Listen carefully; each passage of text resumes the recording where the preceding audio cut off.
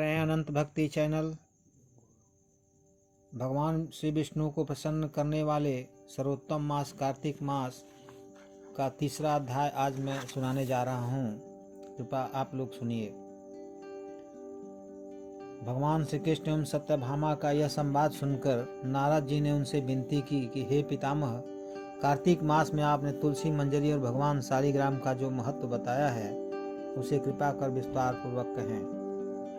ब्रह्मा जी बोले, हे पुत्र, तुलसी मंजरी सहित भगवान श्री शालिग्राम का चरणामृत घोर पापों से मुक्त कर देता है। जो जन अपने पितरों का साथ भगवान शालिग्राम की मूर्ति के समक्ष करते हैं उसके पितर को वैकुंठ धाम की प्राप्ति होती है। जो श्रद्धालु भगवान शालिग्राम की प्रतिमा का दान करते हैं उन्हें पृथ्वी दान का फल प्राप्त होता है। ब्रह्मा जी ने कहा, हे नारद, पंचदेव की अलग अलग पुष्पों से पूजा करनी चाहिए। भगवान विष्णु का केतकी के फूलों से, भगवान शिव का पूजन बिल्व पत्रों से, रक्त पुष्पों से, सूर्य का धतूरे के पुष्पों से, गणेश जी का एवं शक्ति का पूजन रक्त पुष्पों से करना चाहिए। जो भगवान विष्णु का पूजन कमल से और लक्ष्मी जी का पूजन मालती एवं चंपा के पुष्पों से करता है उसे परम पद की प्राप्ति होती है। किंतु जो भक्त भगवान का पूजन तुलसी से करता है उसकी महिमा तो कही ही नहीं जा सकती। तुलसी की महिमा ही ऐसी है कि जो जन तुलसी वृक्ष की छाया में अपने पितरों का श्राद्ध करता है वो अपने पितरों को अक्षय तृप्ति प्रदान करता है। हे पुत्र, तुलसी की माला धारण किए यदि किसी की मृत्यु हो जाए वह विलंब वैकुंठ धाम को जाता है। तुलसी वृक्ष पर जल चढ़ाना गंगा यमुना सरस्वती में स्नान करने के समान पुण्यदायी है। हे पुत्र नारद, कार्तिक मास का व्रत रखने वाले को चाहिए कि वह शांत चित्त होकर विधि विधान पूर्वक तुलसी का पूजन करे और प्रदक्षिणा कर नमस्कार करके इस प्रकार प्रार्थना करें।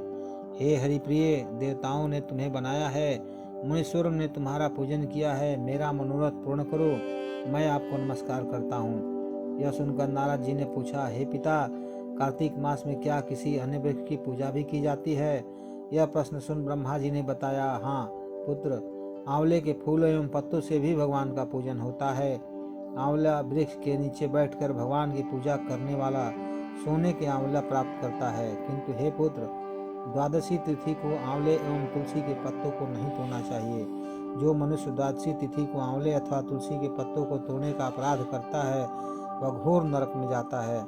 जो मनुष्य कार्तिक मास में तुलसी माला धारण करता है और आंवले का फल खाता है वह जीवन मुक्त हो जाता है।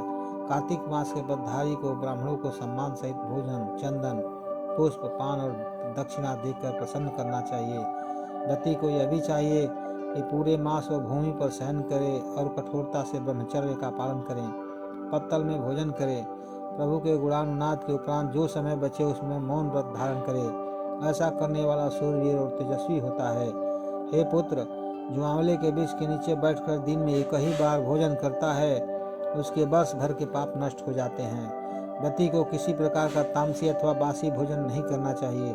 भूल से भी देवता, भेदों, गौ और ब्रह्म की निंदा नहीं करनी चाहिए। मिट्टी में उत्पन्न हुए नमक, मसूर, तांबे के पात्र में डाला हुआ दूध, केवल अपने लिए पकाया हुआ अन्न, यह सब तामसी माने गए हैं। पृथ्वी का फूल, मूली, गाजर, बैगन, पेठा, जंगली घिया, लहसुन, प्याज तथा दोबारा पकाया गया भोजन भी ग्रहण नहीं करना चाहिए। रजस्वला नारी, मलेच्छ, पतित और पाखंडी, इनसे वार्तालाप नहीं करना चाहिए। भोजन में संयम बरते और इस नियम से भोजन करें। प्रतिपदा को पेठा, दूज को बैगन, तृतीया को गोभी, चतुर्थी को मूली, पंचमी को बेलफल, षष्ठी को कलिंदा, सप्तमी को आंवला, अष्टमी को नारियल, नवमी को जंगली घिया, दसवीं को परमल, एकादशी को बेर, द्वादशी को मसूर, त्रयोदशी को पान, चतुर्दशी अमावस्या अथवा पूर्णमासी को नारी शाक का सेवन नहीं करना चाहिए। हे पुत्र, कार्तिक मास भक्ति भावना को बढ़ाने वाला मास है, इसलिए श्रद्धालु को मन की पवित्रता बनाए रखने के लिए भोजन पर विशेष ध्यान देना चाहिए। अन्न की शुद्धता मन को भी शुद्धि प्रदान करती है। इसके साथ ही कार्तिक मास का तीसरा अध्याय यहीं पर समाप्त हुआ। जय श्री कृष्ण।